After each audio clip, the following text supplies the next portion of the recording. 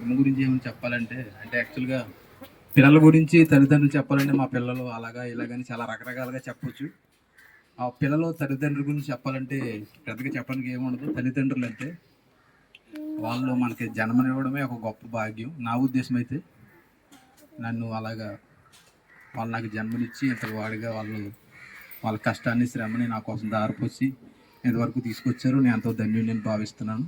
అయితే పరిస్థితులు అసలు ఏమీ లేని బాలేని పరిస్థితులు, అసలు చేతిలో ఎటువంటి అవకాశాలు లేని పరిస్థితుల్లో నాన్న చనిపోయాడు. కాపాడుకు వెళ్ళిపోయిన పరిస్థితుల్లో అయినా అమ్మ కూడా అదే విధంగా చనిపోయింది. చాలా బాధాకరమైన విషయం నాకు.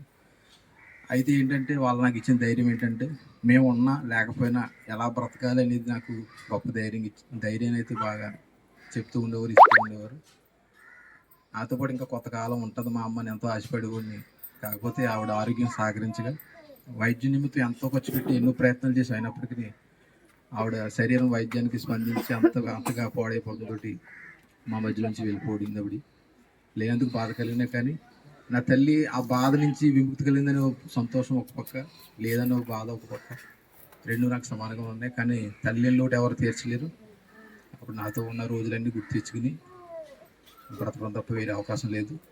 మమ్మల్ని ఆదరించడానికి, మాకు ధైర్యం చెప్పడానికి ఇచ్చేసినట్టు ప్రతి ఒక్కరికి కూడా హృదయపూర్వక వందనాలు తెలియజేసుకుంటున్నాను. Thank you.